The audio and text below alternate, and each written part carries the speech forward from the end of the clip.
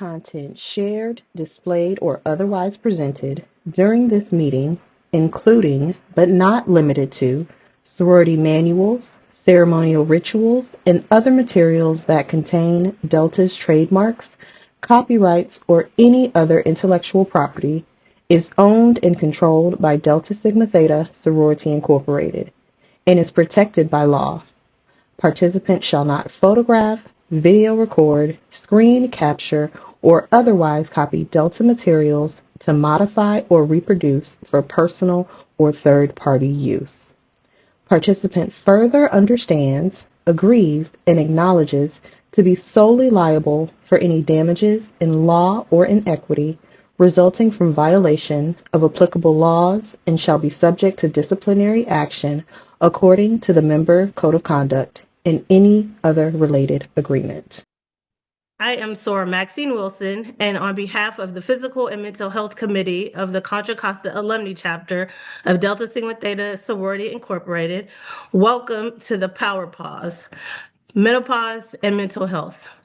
We are so glad you are here tonight. Whether you are here personally navigating the pause, supporting someone who is, or simply curious and ready to learn, you are in the right place. Before we dig in, I will give a quick ERT briefing, and then we will hear greetings from our chapter president. Next slide. ERT briefing. Before we begin, a quick reminder from the emergency response team. If we lose power or internet connection, please attempt to rejoin within 5 minutes using the same Zoom link. If you cannot reconnect, check your email or group me for follow-up instructions.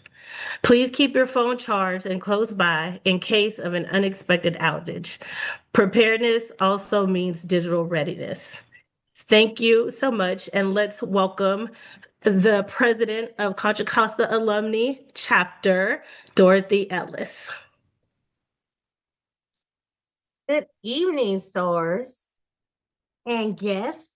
On behalf of Contra Costa Alumni Chapter of Delta Sigma Theta Sorority Incorporated, it is my honor and privilege to welcome you to tonight's important and empowering conversation, Menopause and Mental Health, the Power of the Pause.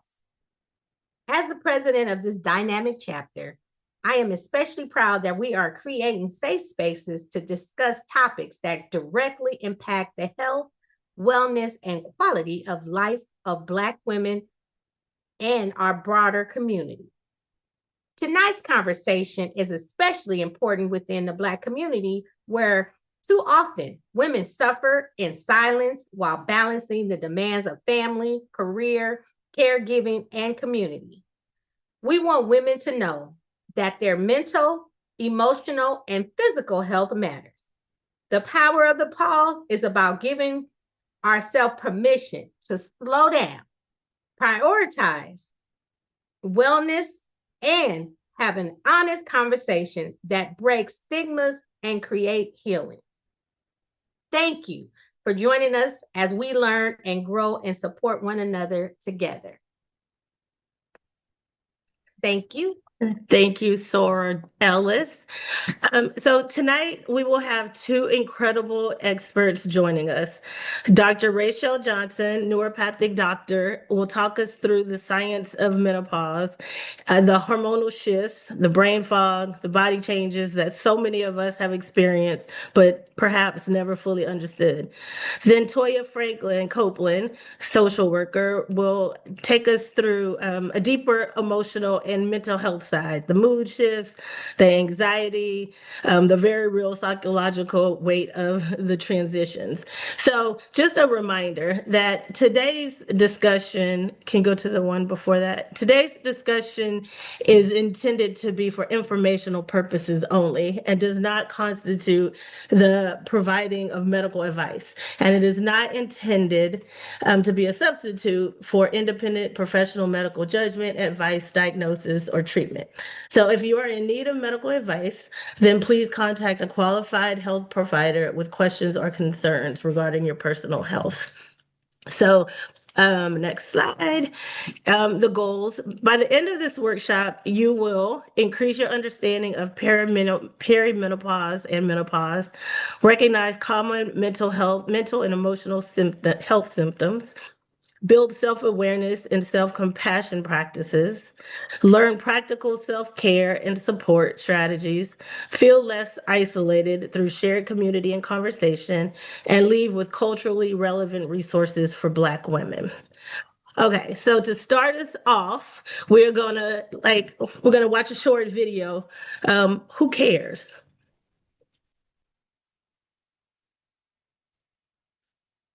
Oh, we don't care. We don't care. Who cares? We don't care. Hello and welcome to our new and existing members of the We Do Not Care Club. I started this club for all women going through perimenopause, menopause, and postmenopause. We are putting the world on notice that we simply just do not care much anymore. Let's go ahead and get started with today's announcements. We do not care if we have a gym bag in our car with zero plans to go to the gym. We bought that bag from Marshall's. We thought it looked cute. We do not care if you've never heard of frozen shoulder. You'll rub it and listen to us complain about it until the 1 to 3 years is up. We do not care if telling you I told you so offends you. You should have listened to us the first time. We do not care about your drama. Just deal with that shit or walk away. If you don't, we will. We do not care that we stripped the beds this morning to wash the sheets. It's bedtime, we're tired. Find a sleeping bag. We do not care. What I was talking about? I do not care for 20 years. Okay, that's what I was talking about. Okay. We do not care what the 20-year-old influencers are telling us to wear after 50. You have no idea what's coming, sugar. Sit down and be quiet. We do not care if there are leftovers in the fridge. Those leftovers are for the person we were yesterday. We are a different person today. We do not care what a labubu is. We care about la bills, la rent, and la car note. This concludes our announcements. For our new and existing members, go ahead and put in the comments what we do not care about today so I can add that to the list. Thank you. How many people can relate to that, right? We do not care. And this is what we're going to talk about tonight, you know? So the first thing that we're going to do is do a little activity just to like kind of ground us in some of the symptoms and what we might be feeling. So next slide. If you all get something to write on, you know, this will be a kind of quick activity, but look at each box and count any symptom that you've experienced consistently or more often than usual for the past 3 to 12 months. So each box, count them, because then we'll do a little assessment at the end. So for hormonal and physical changes, irregular periods or cycles, hot flashes, sudden warmth, night sweats, trouble sleeping or walking, fatigue, weight changes, joint aches, body discomfort.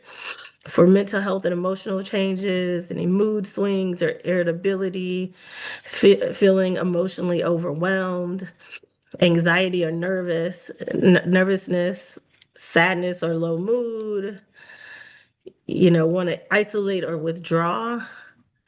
So for like any of the brain and cognitive changes, brain fog, forgetfulness, difficulty concentrating, losing words or train of thought, mentally moving slower,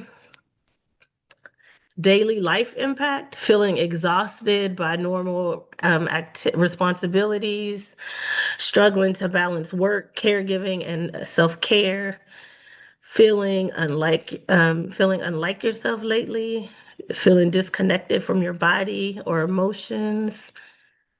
So just check as many boxes, and then we'll have a discussion.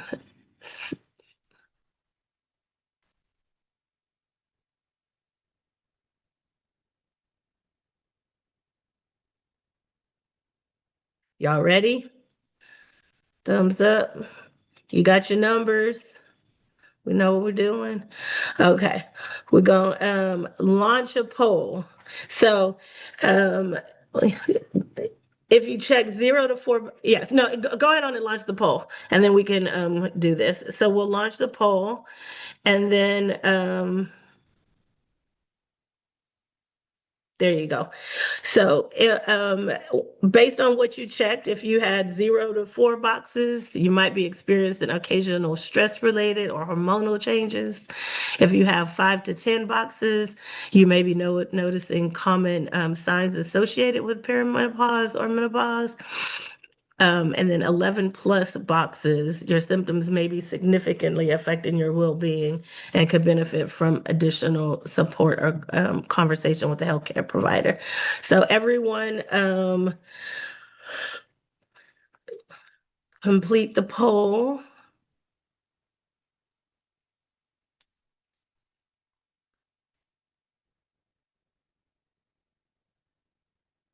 Okay, we got like almost 50 and 50. This is interesting. Um, so we can do this, and I failed to mention that, we want to make sure that this is interactive, and so we're going to use the chat feature, and at the end of the presentation, we'll answer questions.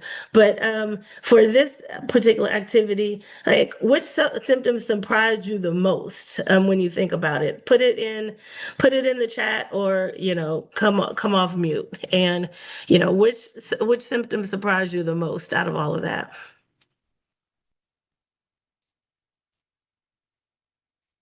The brain fog. Brain fog. Yep. So we're going to talk about that. So now thinking about, was anybody surprised about how many boxes that you checked off? Yes. Anxiety. Anybody want to come off mute and share? Maybe they can raise their hand and then you can acknowledge them. I can't see. But okay, raise your hand, and if you want to come off mute and share what might have surprised you the most. Nobody wants to share. I'll All share. right. I'll share. Okay. For me, joint pain. That was because I'm very active. And I think I was having a conversation with someone the other day, and I'm walking, and all of a sudden my ankles is just hurting. Or you just wake up, you open your eyes, and now your ankle hurt, and you ain't did nothing. I guess I was running or walking in my sleep. I don't know what happened, but that was the most interesting piece of it for me.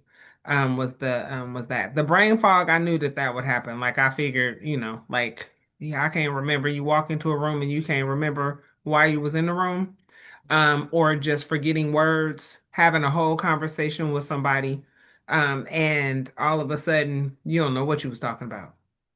So that's another one. Right now, sometimes I feel bad. I have aha moments when I'm like, oh, I'm one of those people I used to talk about. It's like, oh man, I take it all back. Yeah. So, Sora Ellis. Yeah, for me, Naima took mine, but it's the joint pain, the anxiety, the irritability, and just losing your words, your train of thought. It's like, besides the brain fog and having that, it's just like, okay. And I do feel often times I just want to withdraw. I don't want to, have to, deal with stuff. I just want to just be able to just chill and not have to think or veg out. But for me, I didn't experience any hot flashes, so I really didn't think I was having any symptoms until I get the heart palpitation. That was something that was new, and I'm like, well, wait a minute, I work out pretty often. What's going on? So some of the symptoms, it has concerned me. So I have been planning to have a conversation with my doctor, because I've been having a lot of headaches lately. And so I'm like, okay, is this a part of perimenopause or menopause, whatever? Because I believe that you're in full-fledged menopause once your cycle has fully stopped. And so if that is the true case of the matter, I am in full-blown menopause. And so it's just, just having those different moments and trying to understand my body and the changes of it, things that didn't work or didn't harm me before seemingly have more harm to me. And so I'm like, wow, it's just a really interesting process, I would say. And so I really do feel like it does affect our mental health. And then when we don't have a safe place to talk about it, then, you don't know if somebody else is going through what you're experiencing. And so you can identify what is actually happening. So, yes, so I do appreciate the workshop as well.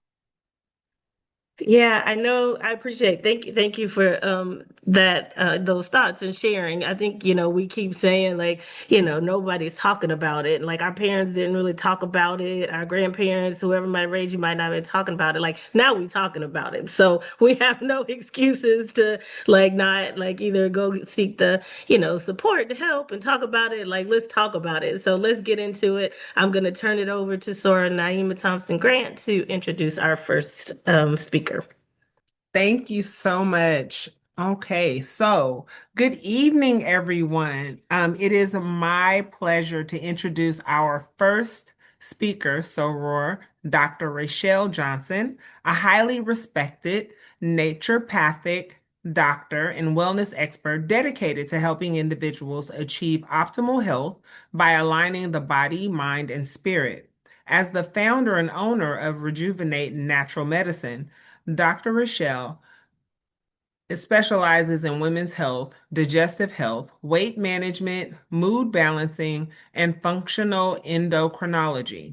Her holistic approach combines nutritional medicine, botanical medicine, lifestyle counseling, functional testing, and personalized wellness strategies designed to address the root cause of health concerns. Known for both her clinical expertise and compassionate care, Dr. Rachelle serves clients nationwide with a mission to empower others to take control of their health and embrace lasting wellness. Her warmth, passion for service, and dedication to educating and uplifting others truly makes her exceptional. So please join me in warmly welcoming, sending some hearts if you can, to the incredible, my soror, Dr. Rachelle Johnson. Thank you so much, Naima, for that lovely, lovely, background information. So I'm going to start my timer. Yes, so we are talking about the power of the pause. And for me, I do a lot of work with people just in helping them advocate for themselves. So I advocate for my patients, and I want you to be educated so you can advocate for yourself. So what I'm going to talk about is kind of going over the who, what, why, when, where, how, whys, all of that. We're going to first talk about the definitions of what perimenopause is, what menopause is, who is actually affected, because that actually might be shocking to you, of who can actually go through perimenopause and menopause, and what's actually happening in the body. So it's like, for real though, what is happening? We talk a lot about menopause, but then understanding what's happening in the body is going to help you and empower you so that you can talk to your doctors even more and advocate for yourself for treatment. And then I want to talk a little bit about how to gently go into and go through the pause and then actually gain back your power. Next slide. All right. So growing up, I always heard my mom talking about she was going through the change. My mom actually had me when she was 40. And pretty much it was seeing her sweat quite a bit, especially after getting her hair done. I remember her being in the grocery store and like red sweat coming down, and people thought that she'd been injured. So she just always said, her and her friends, they were like, we're just going through the change of life. And it's interesting that we have used that term and the meaning behind it, because it is another transition, very similar to how whenever we're younger and a female first starts to have her period, that's another change, right? So now we're going through the next phase, which I feel like all transitional periods need to be honored and not just, given a negative connotation. It should be honored, and we are entering into a new stage and a new phase in life. So we should welcome it as much as we can. When it comes to perimenopause, that's actually the time leading up to menopause. And that's when a woman's going to start to experience many of the symptoms. So that's going to be the irregular menstrual cycles, the hot flashes, night sweats, even irritability. It can be very mild, it can be extreme, but that's going to be the first time period. And then when it comes to menopause, that's actually when a woman has stopped menstruating and she can no longer get pregnant. So, plot twist, you have to go 12 consecutive months of not having a period. So, a lot of times we're like, oh, we're in menopause, but we only had like 4 months of not having a period. I even had one friend that went all the way out to 11 months, no menstrual cycle. That 12th month, she actually had a period. And I was like, you're still not in menopause. You're still peri. So, that's the crazy part about that. Once you hit that 12-month mark, then you are in menopause. And then pretty much immediately after that is postmenopause. So menopause is like a small window, but we experience the symptoms leading up to it. During the menopause, that's actually when some of the symptoms either might increase or decrease. It just depends. Next slide. All right, so who experiences menopause and perimenopause? The first group is going to be women that we're simply living longer, we're aging, right? So perimenopause can actually occur in women as early as 35 years old, and it can last until menopause. And then menopause can actually occur in women between the ages of 45 and 58. So we've got some ranges there for both of them. The second group of women are going to be women that have had a hysterectomy for various reasons and even at various ages. So this can be from having a partial or a full hysterectomy. A lot of times they will do a partial hysterectomy where they actually leave in your ovaries, and they are expecting the ovaries to continue to release hormones, and that should, in thought, prevent you from going through menopause early. I actually know some patients that did not occur. So they left their ovaries in, they kind of released hormones, they kind of didn't, and they still had menopausal symptoms. So that's usually the case with that. And then the third group actually is going to be women that are on hormone suppressant medications. So this I consider a medically induced or chemically induced menopause.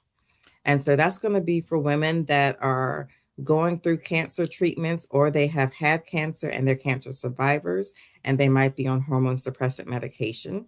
And then it can also be for women that have had heavy menstrual cycles and they need to suppress their hormones just to give them respite from having a heavy menstrual cycle. And I actually fall into that category as well. So, fun fact though is that men go through andropause. So they actually do have something similar to menopause, and they just don't talk about it either.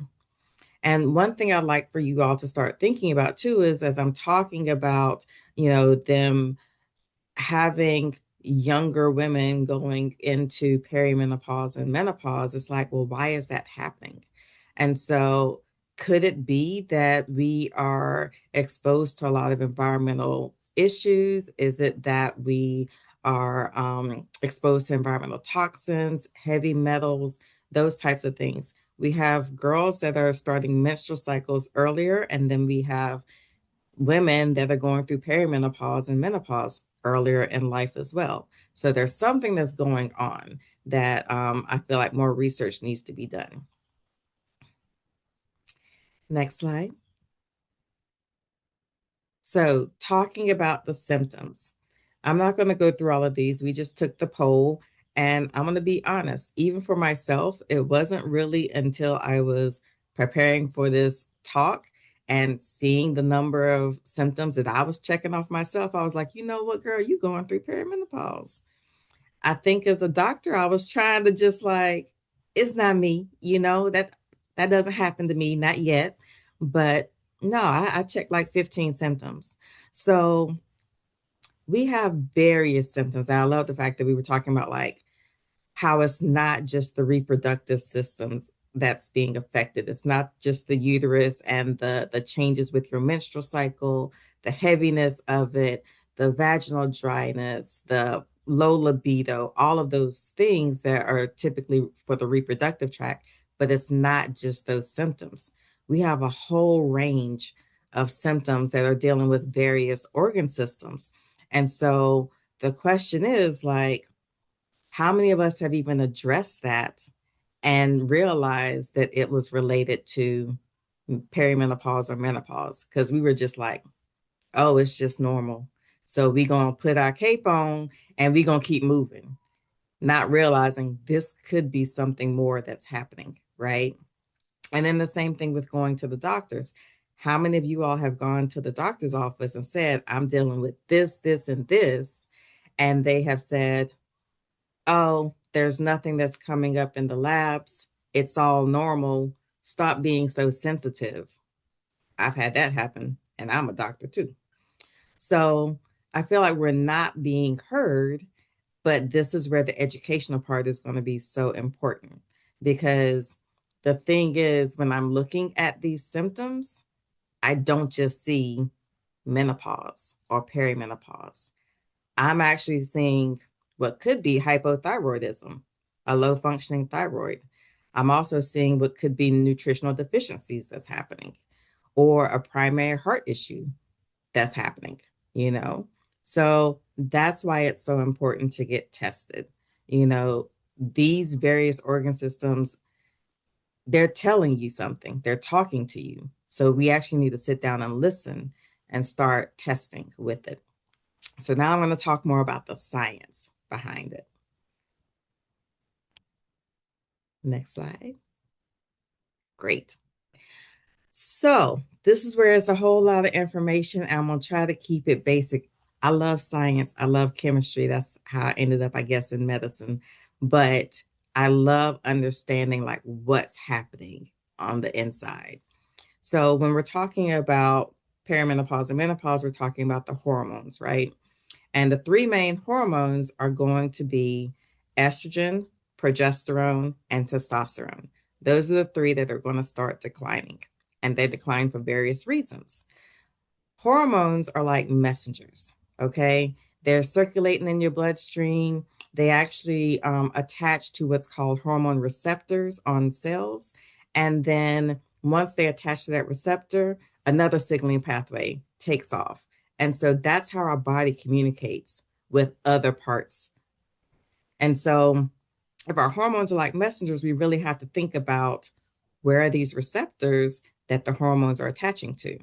And this is why those other symptoms are coming into play, because you have hormone receptors for estrogen, progesterone, and testosterone, not just in your reproductive tract, but also you have it in your brain, your bone, your muscle, your heart tissue, all these other places as well.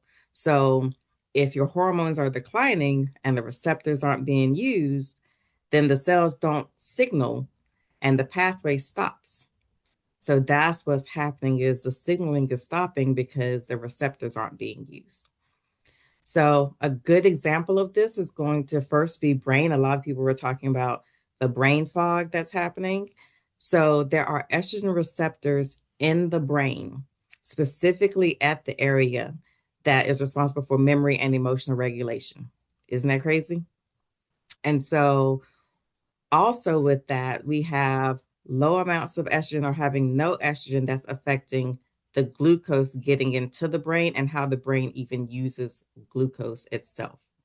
So if the brain is actually not getting the glucose that it needs, it actually starts to break down the brain tissue, and that's where the brain fog comes in. And we can actually see this in brain scans of menopausal women, which is just mind-blowing to me. And the good news is that research has shown that this actually improves after about 4 years of being postmenopausal. So it's only a temporary effect. It's not long-term, thank goodness, but it's still important to get testing, and we'll talk about that as well. And so the other component about the brain I like to mention is the gut. So there's a lot of talk about the gut-brain connection. And when you have less bacteria in your gut, that's actually going to prevent the circulation of the estrogen as well. And so that's why a good probiotic supplement is going to be important. And then when you have low estrogen, it also means that your stomach and your colon linings are actually more permeable to having foods, whole particles to go through. So that's going to affect how you digest food, how you absorb the nutrients that you're digesting. And then it can also lead to food intolerances, as well as those symptoms of gas, bloating, constipation, all of that. So this is like so much having to do with just low estrogen. And you're seeing that it's affecting the brain and the gut in itself. So imagine what's happening at your muscles, your joints, your heart muscle, all of that. And in general, whenever you have low hormones, there's going to be these little protein components that are called inflammasomes. And so they actually can cause inflammation to occur throughout your entire body. So perimenopause and menopause is actually an inflammatory event that's happening in your body. And we just need to regulate it a little bit more. So on the next slide, I actually borrowed this slide from another naturopathic doctor, and I just like it because it shows you kind of like what the cycle is. So you have the low estrogen, the low progesterone for menopause, and then how it's going to release the inflammation or the inflammasomes as well that can cause and trigger so much other inflammation. Then you also have the reduced diversity in your gut, and that's going to cause the gas and bloating symptoms. And then the middle of the image is where we have like that lining of your intestines and your stomach tract. So all of that's going to be affected. And then that also leads to that whole gut-brain connection. And so you have brain inflammation, and that's where we're talking about the dementia, the brain fog, even possibly Alzheimer's. So as I always tell people, yes, the knee is connected to the neck. Your whole body system is truly connected, and that's why it's important to understand that.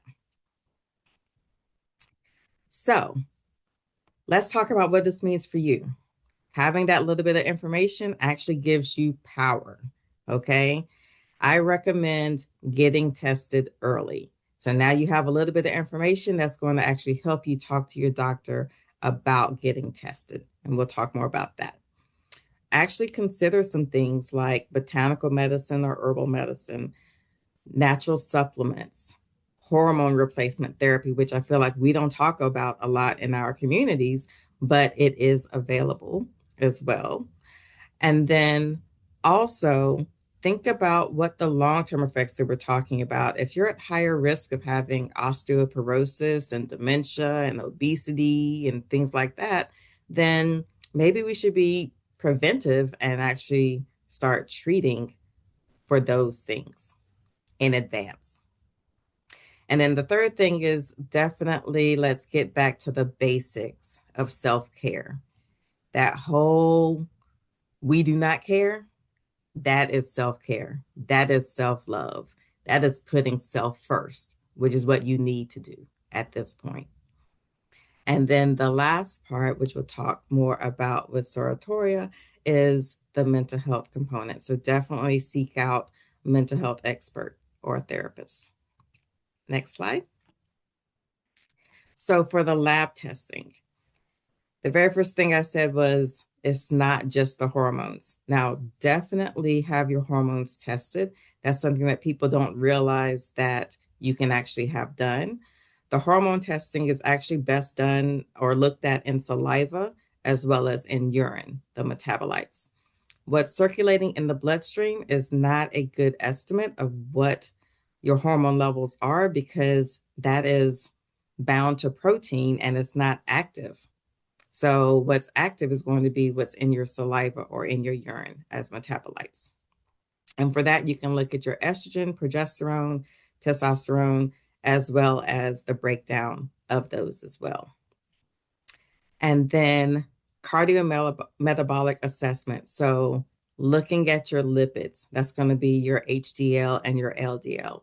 Looking at inflammation markers, right? We just talked about how this is a whole inflammatory process. So let's see where you're at with that. Also doing a diabetes assessment. So you want to know what your fasting glucose is. You want to know what your hemoglobin A1C is, as well as your insulin. Remember, the brain feeds off of glucose, but we don't want it to be in excess. Methylation markers. That's going to be something that we actually don't talk a lot about, especially with conventional lab testing. But methylation is a process that actually activates a lot of nutrients and chemicals in the body. So if you have a marker where you are not methylating appropriately, then it doesn't matter what supplements you take or what food you eat, you're not even activating those nutrients to work in your body. So it's good to take a look at those. Thyroid function. Remember where I said that a lot of those symptoms look like hypothyroidism? It's always good to get a thyroid panel done, and that's including antibodies to your thyroid. And the reason for that is because a lot of what I've seen is we have a perimenopausal woman, and I do testing, and I find out that she's also hypothyroid. Which came first? I don't know, but that's two conditions that I do have to treat. And we see that they happen a lot together. The iron panel, I am a huge proponent of knowing what your, if you have signs of anemia, what your iron levels are. And that's because of during perimenopause, if you have those irregular cycles, you have heavier cycles, then you've lost a lot of blood. And you're probably not replenishing that iron like you should. And that's what's leading to a whole lot of fatigue as well as brain fog. So it's good to know where your levels are at with that. The adrenal function, that's assessing pretty much sleep. So I'm looking at cortisol, I'm looking at melatonin. Cortisol wakes you up in the morning, melatonin should be higher in the evenings, and they have an inverse relationship. So a lot of times I do testing for people and I find out that their cortisol is just spiked, even in the evenings, and that's why they're not sleeping. Another component that I should probably mention as well is that we have what's called a cortisol steal. So the pathway that makes your sex hormones is the same pathway that makes your cortisol. And so if you have gone through years of school, work, caregiving, taking care of people, which I'm sure all of us have done that, then we've been putting out a whole lot of cortisol. And that has taken from us even making the hormones that we need. So very important to have a look at that. Heavy metals and the environmental toxins, it's good to look at those because they can actually block your hormone receptors. And remember, you need those receptors to be open for the actual hormone to come in and signal to the rest of the body. And then the last thing would be genetic markers, because we also want to rule out that even though you're feeling the brain fog, we want to make sure it's not dementia or Alzheimer's that's happening as well, which is happening earlier as well in people. So lots of different testing that we can look at. Who's going to be doing this testing? Usually a functional medicine doctor or a naturopathic doctor like myself. You can ask me for a lab wish list and I will give you that as well. And you can see if your doctor will order some of these things, but usually they don't know how or they don't even know that they exist. So just go with someone that knows about them and can assess them. And then the last thing with the treatments. So I love the fact that we have so many, especially Black-owned nutraceutical companies, supplement companies that are combining these herbs and nutrients to help with hot flashes and night sweats and all of that. For me, I love herbal medicine, but I actually make my own concoctions, so to speak. I make my own elixirs for people because I'm personalizing it. For someone's hot flashes, that might be a different cause for one person as opposed to another person. It might be an estrogen dominant picture, or it might be a low progesterone picture. It might be hot flashes with elevation of heart rate, or it could be hot flashes with extreme fatigue. These are different pathways that I want to work with. So I'm going to choose my herbs depending on what's going on with that. But some take home ones that a lot of people are seeing, it would be maca, black cohosh, wild yam, lemon balm, and even holy basil. So we've got some ones that are like working as phytoestrogens, and we also have some ones in there that are the nervines and helping to calm things down. Passion flower is another great one for that too. And then supplements and nutritional IV therapy, those are going to be based off of what your labs are. If we're talking about preventing the long-term effects of hormones, then we're also talking about what can we do to prevent the osteoporosis, and that's going to be calcium and vitamin D. What are we going to do to prevent the dementia? I'm looking at fatty acids, omega-3s, curcumin. If we're talking about insulin resistance and diabetes and or obesity, then I'm looking at berberine and chromium. So it just depends on what's going on with each individual person. The hormone replacement therapy is a big one. Bioidentical hormones are going to be the best for you because they mimic and they're exactly what is in your body and what's being produced. Precautions around that are heavy though, and that's why it's always good to have guidance. The precautions are going to be that if you have a personal history or if you have a family history of cancer, then especially if it's going to be a cancer that's in the reproductive tract or hormone dependent, then you want to seek guidance in that. We usually don't put people on hormone replacement therapy if they have that in their history. There's also precautions around if you should take estrogen together with the progesterone. I have seen some people that have been prescribed just estrogen by itself, which is not good. It's going to put you at higher risk of having cancer a little bit later. So just know that that's also an option, hormone replacement therapy. It's very easy to prescribe, and then we can dial in and figure out what's the best treatment for you for that. It could be oral, it could be a patch, it could be a throat lozenge type thing, or it could be cream that you place actually in the vaginal tract. So we can prescribe it all and have it compounded for you. And definitely discuss all of this with a trusted healthcare provider. Okay. And so lastly, I would like for everyone to just get back to the basics. Reframe your thoughts around the basic things. Sleep hygiene. Go to bed at the same time every day and wake up at the same time every day. I said body movement in this slide instead of exercise. At this age, we actually have to rethink and retrain our thoughts around moving our bodies and staying active. It's not necessarily exercising. The exercise I did when I was 20 and 30, I can't do those now. And I was very active. I have to think about what's going to decrease my cortisol, but keep me moving. Walking, swimming, yoga, Pilates, things like that.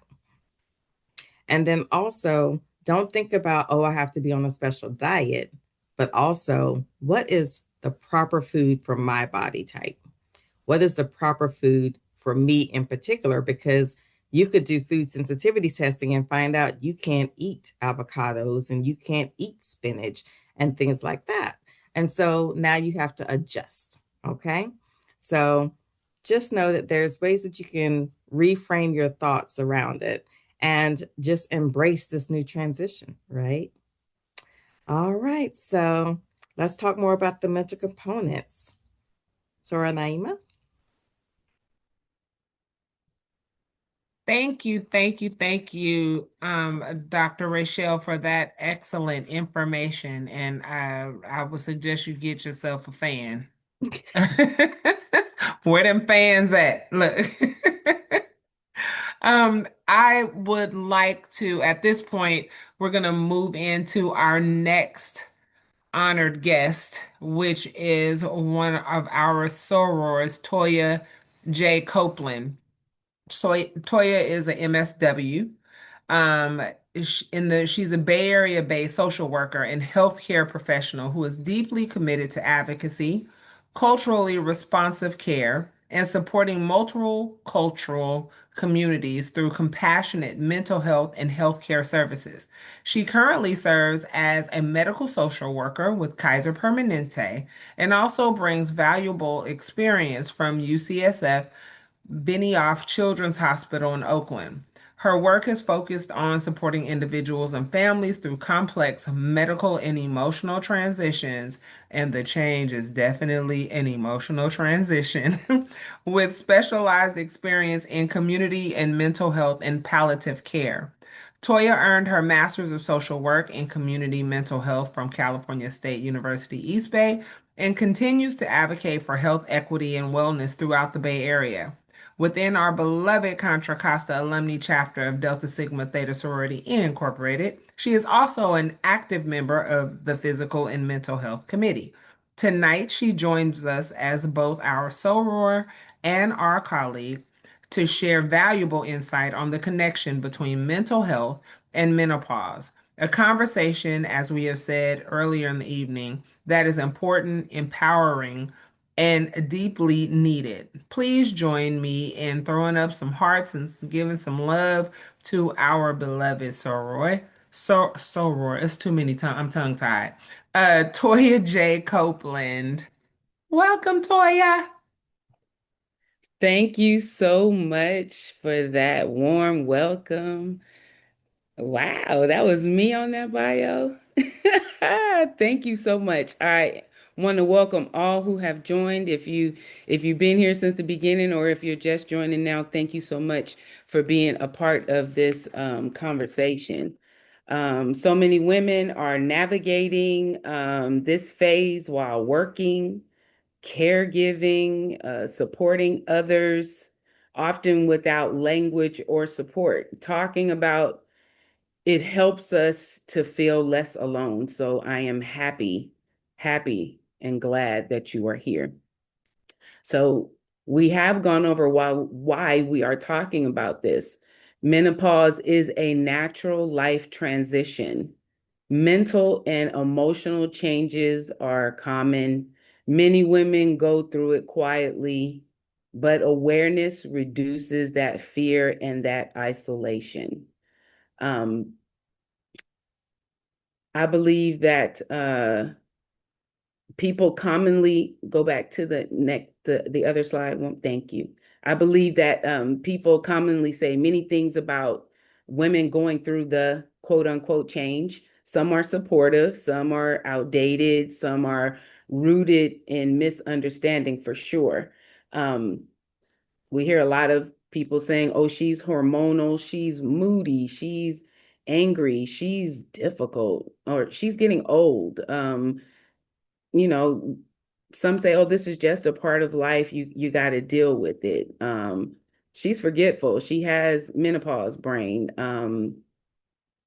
She's at midlife now. Her best years are, they're over. Her best years are behind her now. And many of these comments minimize what women actually experience physically, emotionally, hormonally, and mentally. And we want to try to help reduce some of that. Okay. I want you to place your hand right in the middle of your chest. And inhale deeply through your nose. And exhale.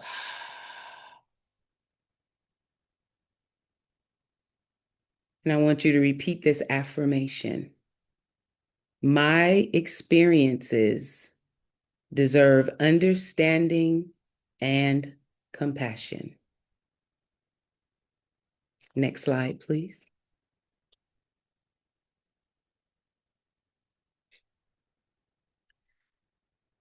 Dr. Rachelle gave us amazing definitions of what perimenopause and menopause, what they are.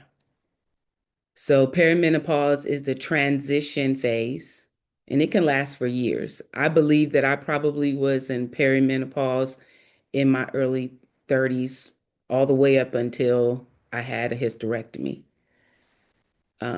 Menopause is when you haven't had a period for 12 whole months. I was one of those who wouldn't have a period all year long and then have a terrible, messy, crazy, heavy bleeding period when I thought it was over. Your hormones fluctuate and then eventually decline. But every experience is unique. There's no single menopause story. Some women notice big changes, others subtle ones. Comparisons are not helpful. Your experience is valid. Again, I want you to place your hand right in the middle of your chest and repeat this affirmation. My journey does not need to look like anyone else's. Next slide, please. Mental and emotional changes. As I said in the beginning, people may have a stereotype of this transitional part of your life, this change. Oh, she's moody, she's this, she's that, and the other. And you might even notice yourself these mood swings or irritability, anxiety or low mood, the brain fog and forgetfulness, feeling overwhelmed, and maybe even changes in your confidence. But these are not personal flaws or weaknesses. They are common responses to real biological changes, often intensified by stress and sometimes lack of sleep.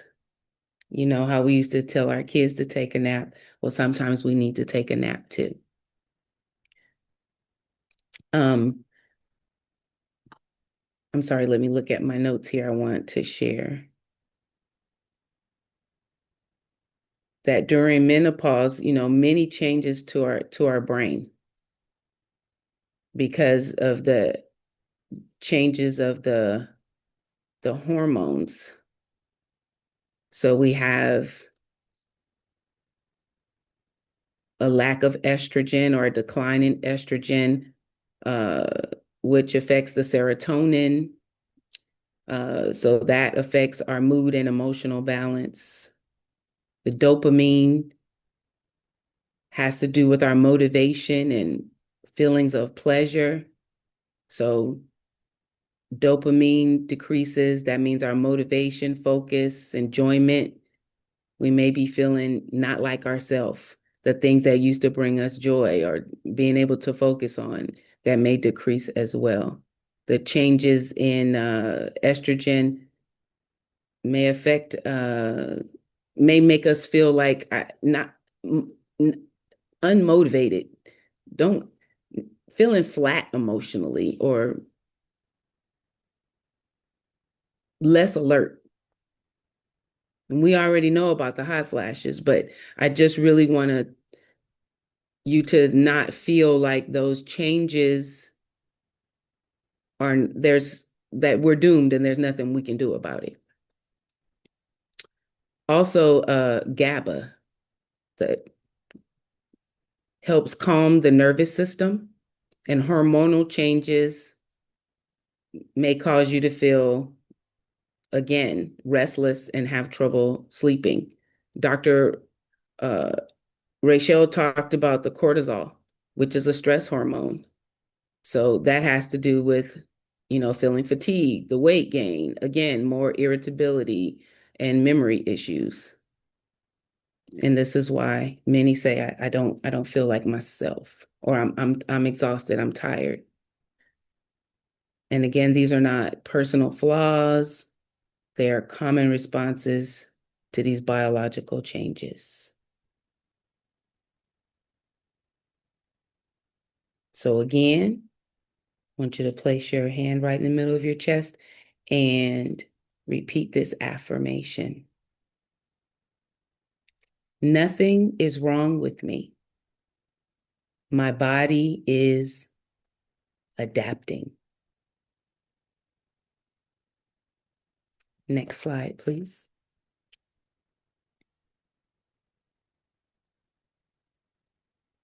So as I said a moment ago, estrogen supports mood and cognition. Hormonal shifts affect sleep.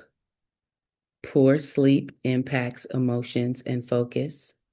And stress amplifies everything. So during this transition, it is a time to reevaluate, to pause and think about those things that are causing you existential stresses. You may need to create some healthy boundaries. You may need to make some changes, and that's okay. For you to regain your power, you might have to pause. You guys can put in the chat some things that cause you stress, and we'll revisit them later. But just existential stressors, things that cause you to feel overwhelmed, things that impact your sleep.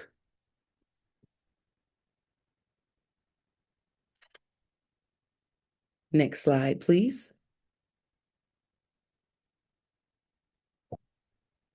Self-awareness, what it really means.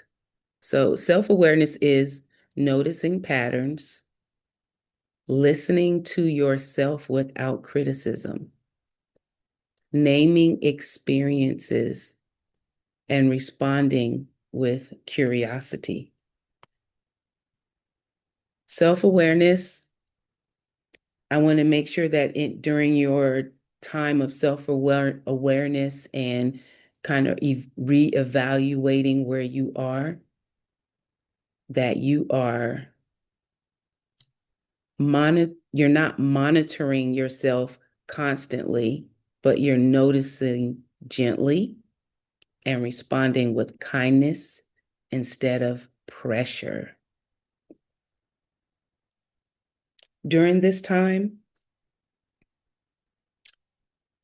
you are an experienced woman. You are a confident woman. You are a powerful woman. And so when those automatic kind of negative thoughts come as you are becoming more self-aware of the things that may be triggering, that you remind yourself that you are powerful and experienced and confident. No pressure when you notice these things that may cause you to crash out. I'm guilty of crashing out, as my kids say, crash out, or being extremely emotional, extra sensitive sometimes, that you're aware of those things that bring you to that place. And notice them and respond to yourself with kindness. And then find some help to de-escalate or find some coping techniques and strategies that work for you some things that bring you back to a place of joy.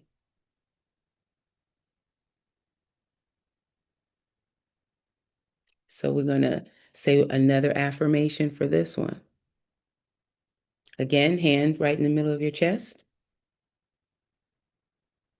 And repeat. I can observe myself with kindness. Next slide.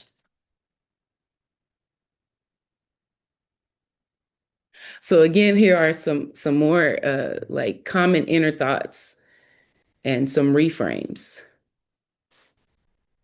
I know when I first started having the brain fog, I used to be like, what is wrong with me? What's happening? But instead of asking what's wrong with me, say, oh, okay, my body is changing.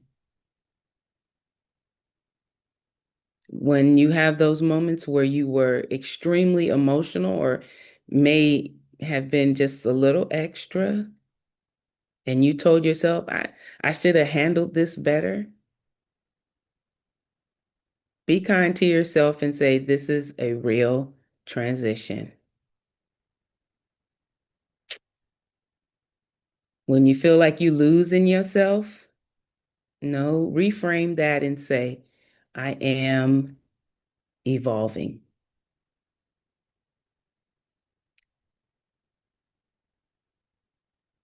Our inner dialogue matters so much during this time because we're not dismissing the challenges. We're just removing the shame. Remove the shame, but don't dismiss the challenge. We're going to get some help to work through the transition, even if that requires you to reach out to some therapy, maybe a little bit, but we're going to remove the shame and we're going to move forward. So with your hand in the middle of your chest again, repeat after me. I speak to myself with respect and understanding.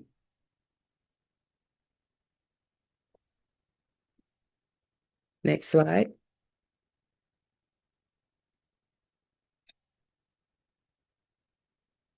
Some self-care, some self-compassion over pushing through. Rest is not weakness.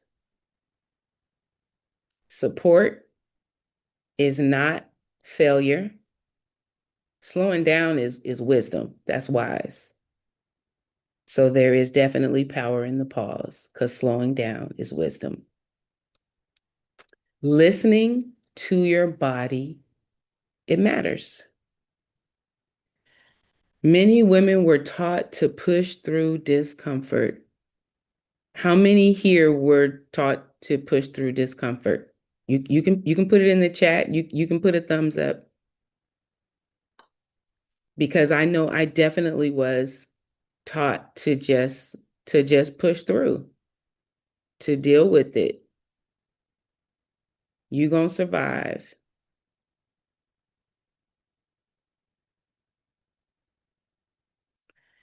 But I want to encourage everyone here that this phase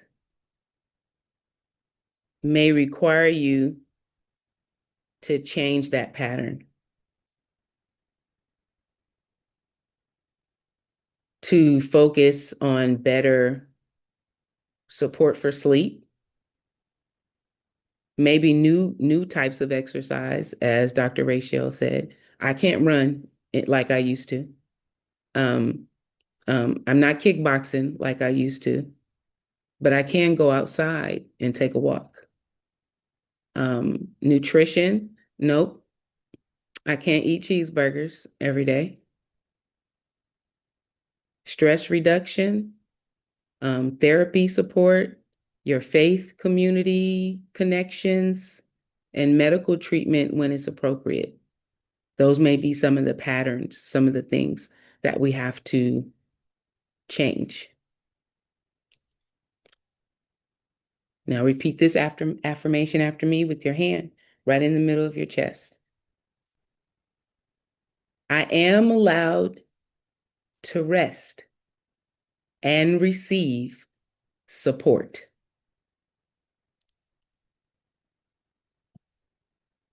Next slide, please.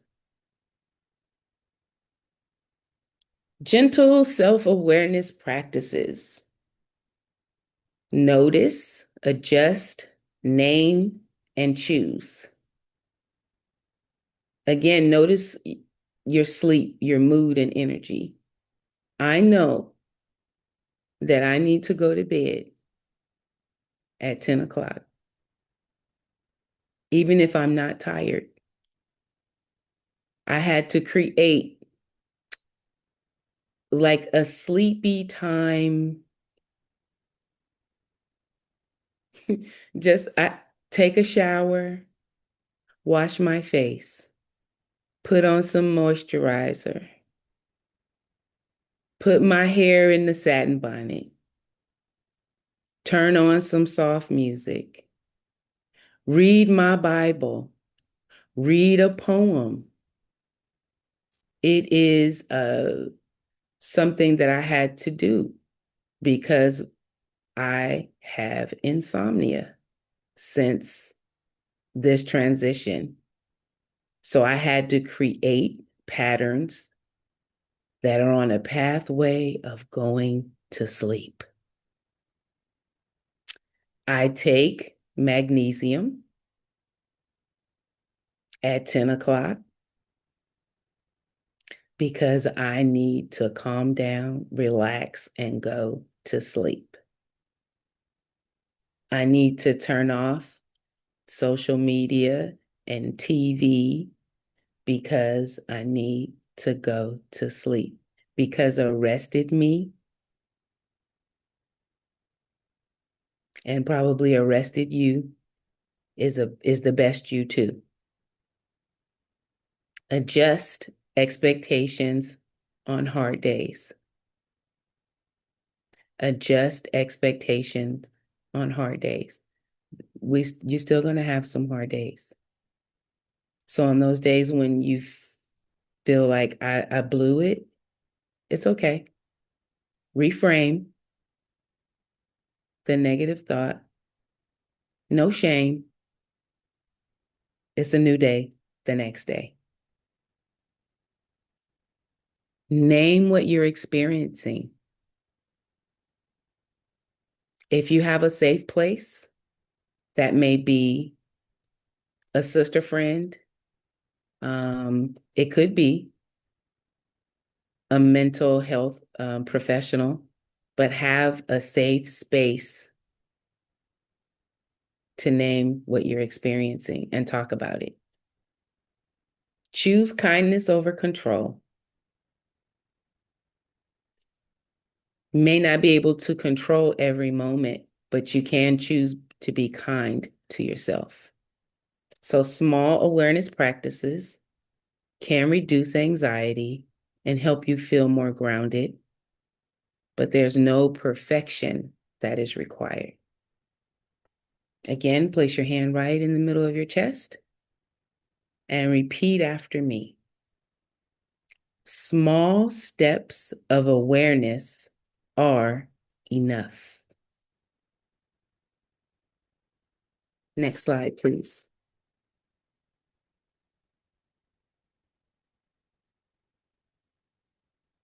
Menopause in daily life and work.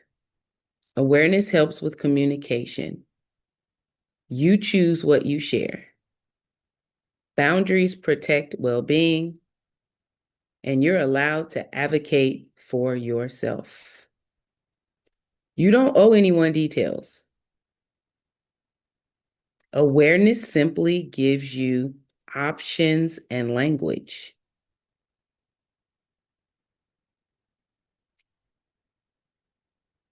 Advocating for yourself. I had to advocate for myself. And I speak of my own personal experience through this because hopefully it's relatable.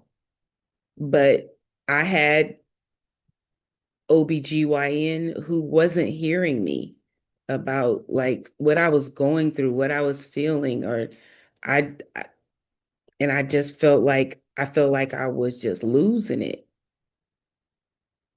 And I had a doctor tell me to get another doctor. So you do know that you can fire your doctor, right? You can change your doctor. So I did find another doctor, and I found a doctor that looks like me. And that's sometimes necessary. You may want to find a doctor that looks like you if you can. Sometimes you have to speak up. You may have to do some research. You might have to look really hard. But to find a woman of color, find someone who looks like you, that you feel safe with, and you may have to advocate for that. Again, place your hand right in the middle of your chest and repeat after me. My needs matter. Next slide, please.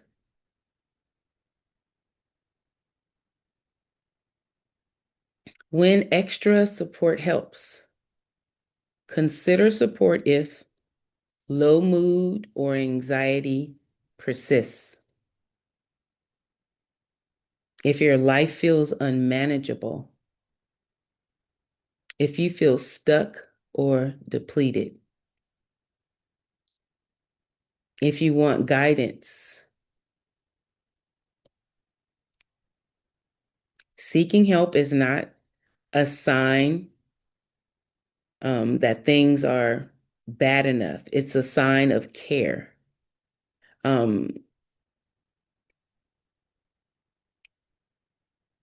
Depressive symptoms, anxiety symptoms, if it's going on, if you're feeling blue for an extended amount of time and you can't seem to get out of that funk, you may consider some support. I was in a funk. I couldn't get out of the funk. And I reached out to my doctor and I got some medication to get out of the funk. Okay. So asking for support is not weakness, but it is strength. So again, hand right in the middle of the chest. Repeat after me. Asking for support is a strength.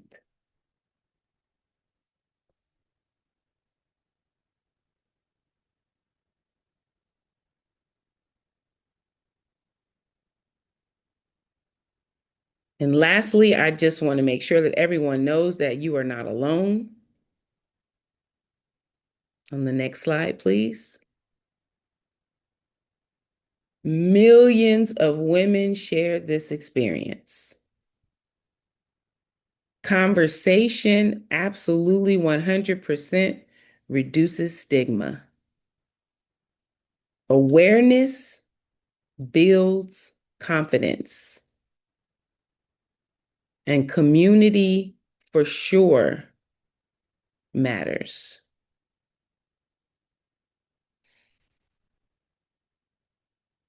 Even sitting here today in this workshop is an act of courage and care. With your hand right in the middle of your chest, repeat after me.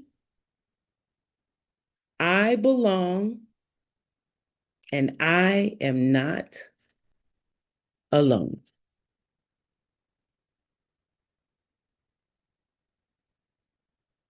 Next slide, please. Now, I just want you to reflect on the things that I spoke about, what resonated with you today. What do you want to be gentler with? What support would help you right now? Sharing is optional. Your reflection can be quiet and personal, but all of it is valid. If you choose to, you can share in the chat what resonated with you today, how you're going to be gentler with yourself, and maybe some supports that you think and you feel that you need right now.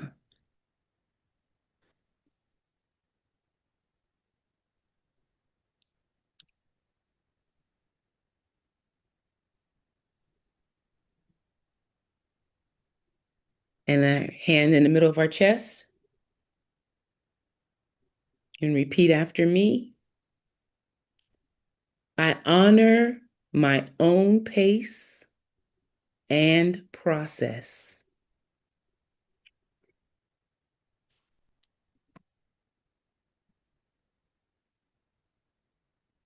And next slide, please.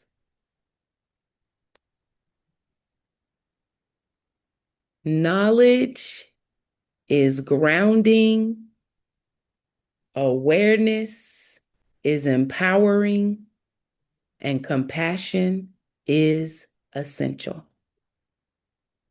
I want you to thank yourself for being here, for listening to your body and your mind. And one last affirmation. Repeat after me. I trust myself as I move forward. Now I'm going to give it over to Andra, who's going to lead us in question and answer. Good evening, everybody, and thank you for participating in this evening's program and workshop, and to our soars who have been so beautiful in sharing all of this information. It's been so helpful. If you do have any questions, please feel free. I know we've been attentively listening to everything. This has been some great information. If you have any more questions, please put it in the chat. So far, we've had a couple. One of them was about the magnesium and getting rest. Are there more than one type of magnesium that's available to purchase? Any particular type that allows one to get rest?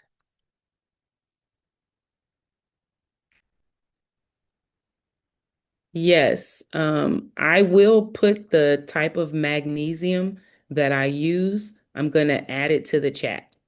Okay. It's Okay, just the perfect. chewable that I chew up at night 1 hour before I go to sleep. So I'm going to share it in the chat in just a moment. Okay. Okay, perfect. And there's okay. also like 3 different versions. So the magnesium glycinate one is usually the one that's going to be gentler on the stomach. But I've had a lot of good feedback about the magnesium citrate as well, that you take that one and it definitely helps with just relaxing all the muscles. I Okay, take that's the good. glycinate one because my stomach. Yes. Okay. Glycinate. Okay. Okay. The other question is, what is the period after menopause and how long does it last?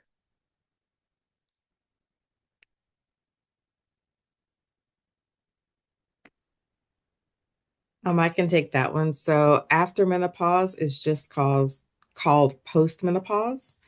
And so after you've hit that 12-month mark, you're now in menopause, and then you pretty much go into postmenopause.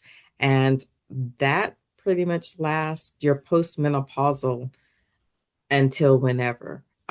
Symptoms can last until like 60 years old for some people. It varies. It just depends. So the time period that it lasts is, pretty much depending on your body and how it transitions. Does anybody have any other questions that they may have they didn't think of earlier in the question and answer maybe? There's another one. And yeah, Yolanda Francis. Will the slides be available? Is another question. Yes. I'm sorry, I didn't put my question in the chat. Is there a certain age where you don't necessarily need testing anymore, or does it matter? I was told that can't take hormones now because it's been more than 10 years, but at 60, you also should not take. But I still feel like I need some testing done because I'm literally kind of off the map. That's a good question.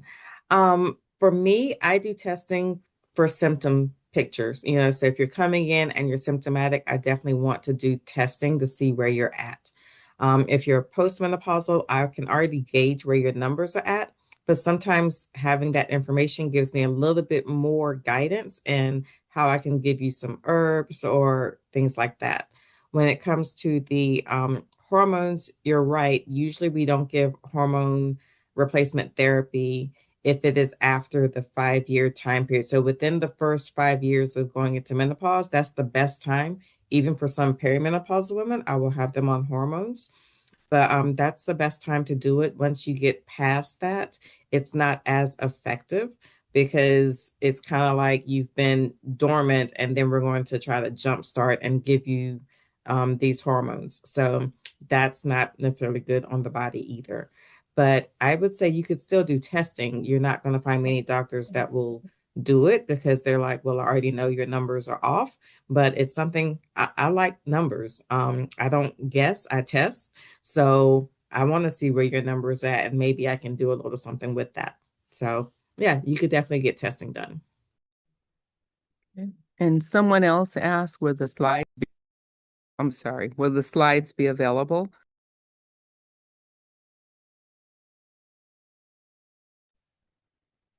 Yes.